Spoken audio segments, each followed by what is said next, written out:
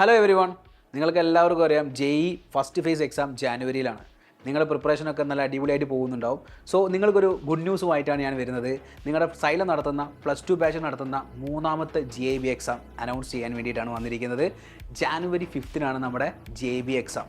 So നിങ്ങൾക്കറിയാം JEB ചെയ്യുന്ന സമയത്ത് ഉണ്ടാകുന്ന ഇമ്പോർട്ടൻസ് കാര്യങ്ങളൊക്കെ. കാരണം JEE മെയിൻ്റെ എക്സാം ജാനുവരി നടക്കുന്ന കുറച്ച് ദിവസങ്ങൾക്ക് മുന്നെയാണ് നിങ്ങൾക്ക് ഈ ഒരു എക്സാം നിങ്ങളുടെ മുന്നിലേക്ക് വരുന്ന സമയത്ത് എവ്രി വൺ ആ ഒരു എക്സാം എഴുതാനുള്ളൊരു ആൻസൈറ്റിയും അതേപോലെ ഒരു ടെൻഷനിലൊക്കെ ആയിരിക്കും എല്ലാവർക്കും ഉണ്ടാകുന്ന ഒരു കാര്യം, എസ്പെഷ്യലി +2 പഠിച്ചുകൊണ്ടിരിക്കുന്ന എല്ലാ മക്കൾക്കും.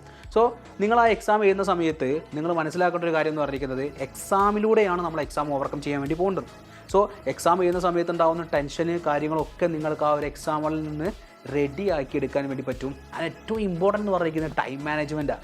അതായത് സമയം എങ്ങനെയാണ് യൂസ് ചെയ്യേണ്ടതെന്നൊക്കെ നിങ്ങൾക്ക് എക്സാം ഹോളിൽ നിന്ന് ക്ലിയർ ആയിട്ട് കിട്ടും. സോ ഈ ഒരു എക്സാം എഴുതുന്നതിലൂടെയാണ് നിങ്ങൾ എന്ത് ചെയ്യേണ്ടത്, നമ്മൾ വരാൻ പോകുന്ന JEEയുടെ ഫസ്റ്റ് ഫേസ് എക്സാം അടിപൊളിയായിട്ട് 99% മുകളിൽ മാർക്ക് വാങ്ങിക്കൊണ്ട് നിങ്ങൾ ഇമ്പ്രൂവ് ചെയ്യേണ്ടത്. സോ നിങ്ങളെ വീക്ക് ഏരിയാസ് ഏതാണെന്ന് നിങ്ങൾക്ക് മനസ്സിലാക്കാൻ വേണ്ടി പറ്റും, സ്ട്രോങ് ഏരിയാസ് ഏതാണെന്ന് മനസ്സിലാക്കാൻ വേണ്ടി പറ്റും. സോ ജാനുവരി 5-നാണ് നമ്മുടെ JEB എക്സാം.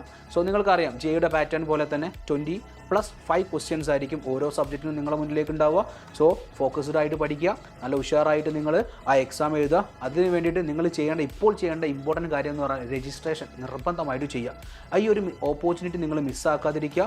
എത്രയും പെട്ടെന്ന് രജിസ്ട്രേഷൻ കംപ്ലീറ്റ് ചെയ്യുക. കാരണം ഇനിയുള്ള കുറച്ച് ദിവസങ്ങൾ നിങ്ങൾ നല്ല അടിപൊളിയായിട്ട് പ്രിപ്പയർ ചെയ്താൽ ആ ജാനുവരി 5-ന് വരുന്ന എക്സാം നിങ്ങൾ കുറച്ചും കൂടി അടിപൊളിയായിട്ട് എഴുതാൻ വേണ്ടി പറ്റും. So all the very best. By.